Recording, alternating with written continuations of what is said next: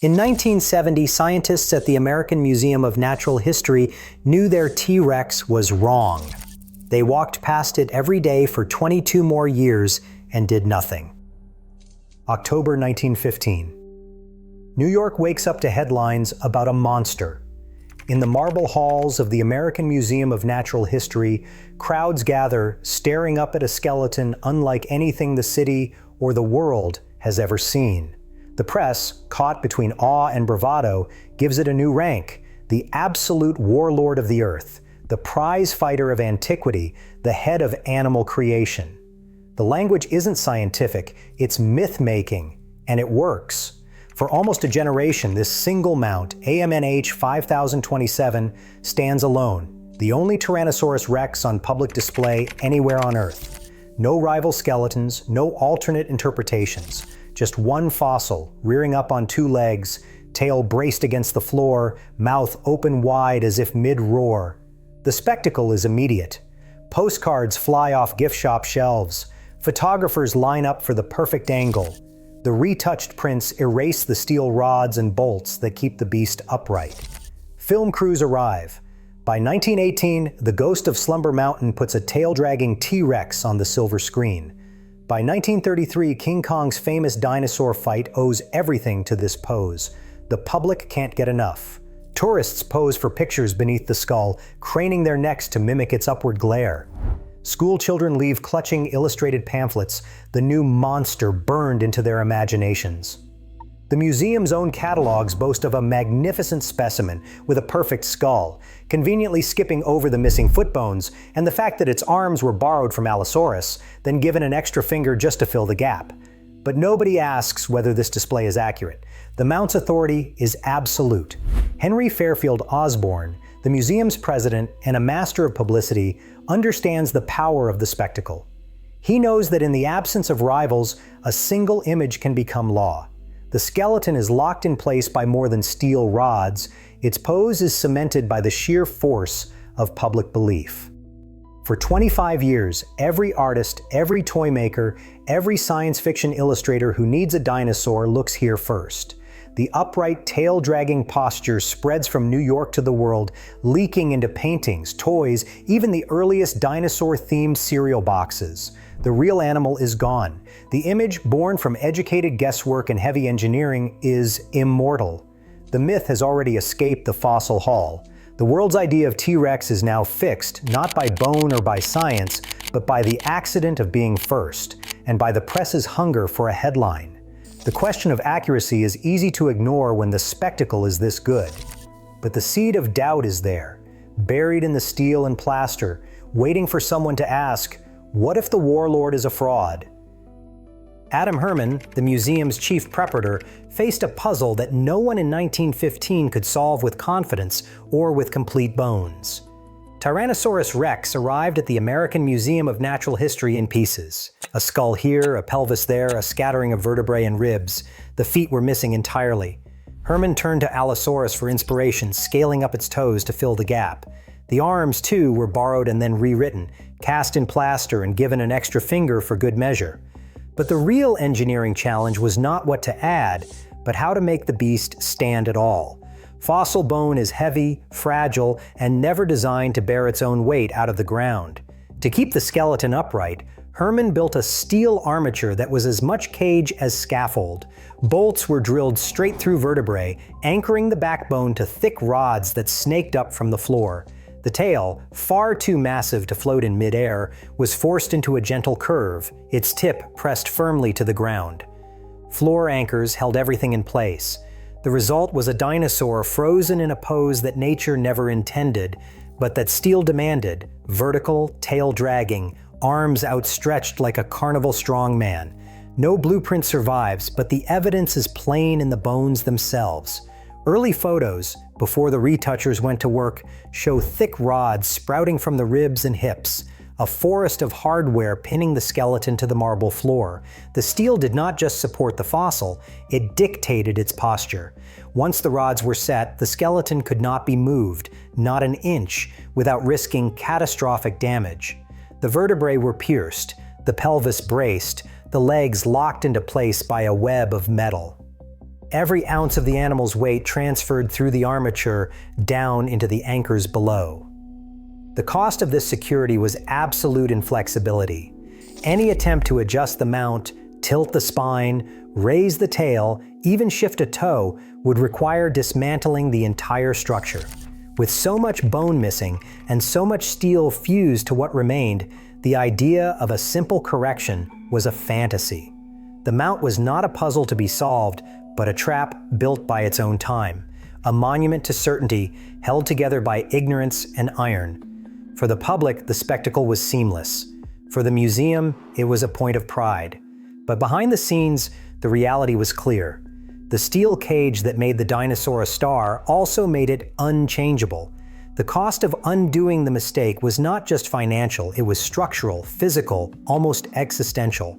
Hermann's craftsmanship, precise and inventive, had locked the error in place for generations. The warlord of the earth, it turned out, was at the mercy of floor bolts and plaster toes, and so the myth marched on, unchallenged, welded to the museum floor. In 1970, the first real crack appeared in the armor. Alan Charig and more pointedly Marcus Newman published a series of biomechanical calculations that tore through the old certainties like a scalpel. The numbers were not kind. According to Newman's analysis, the hip sockets of Tyrannosaurus rex simply could not accommodate the angles required by the museum's rearing, kangaroo-like stance. The femur and pelvis, forced upright in the AMNH mount, would have popped apart under the animal's own weight. The vertebral column, already riddled with steel rods and plaster, should have snapped like a broomstick if subjected to the leverage of a 3-ton tail dragging across the ground. Newman didn't just point out theoretical flaws. He measured the forces, ran the numbers, and published the results in 1970. The upright pose, he wrote, had been accepted uncritically. His calculations made it plain. The tail was never a prop. Instead, it was a counterweight, meant to balance a horizontal spine. The real animal's body would have been pitched forward, head low, tail held aloft for balance, a living seesaw, not a lumbering tripod. The evidence was right there in the bones. The rigid thoracic vertebrae, the deep-set hip sockets, the S-curve of the neck. None of it matched the mount that had ruled the fossil halls since 1915. By the early 1970s, the dinosaur renaissance was gathering speed. Biomechanics, computer modeling, and a new generation of paleontologists all pointed to the same conclusion. The AMNH T-Rex was a physical impossibility. Yet the skeleton itself didn't budge. The steel cage that had once been a marvel was now a prison. Every bolt, every anchor, every inch of rod locked the bones into the wrong story. To fix the posture would mean dismantling the entire mount, risking catastrophic damage to irreplaceable fossil, and facing a price tag no museum could stomach in the Nixon era. Inside the institution, the truth was known. The posture was a lie, exposed in peer-reviewed journals and whispered in staff meetings. But the public display remained untouched. For 22 more years, the world's most famous dinosaur stood in the same impossible pose, a monument to scientific inertia and the power of sunk costs. The evidence was overwhelming. The response was silence, broken only by the occasional sigh from a curator forced to walk past the warlord's locked knees and floor-braced tail. The museum's own catalogs began to hedge, quietly correcting the record in print while leaving the fossil untouched in the hall. Students learned the new science in textbooks, then filed past the old skeleton on field trips, their imaginations still ruled by the spectacle. The gap between knowledge and display grew wider with every passing year. The myth was now a matter of logistics and budget, not ignorance. The real T-Rex was horizontal, agile, a predator built for speed. But in New York, the bones stayed vertical, locked in place by decisions made before anyone alive had seen a living dinosaur or a working calculator. Chip Kidd walked into the American Museum of Natural History in 1988 with a designer's eye and a camera. He wasn't hunting for a scandal, just a dinosaur good enough to sell a thriller. What he found was the warlord, still upright, still glaring down at generations of visitors, tail pressed to the marble as if physics had never held a grudge. Kidd circled the fossil, snapped his reference photos, and later traced the silhouette from a museum illustration book. The result was an image as bold as it was borrowed.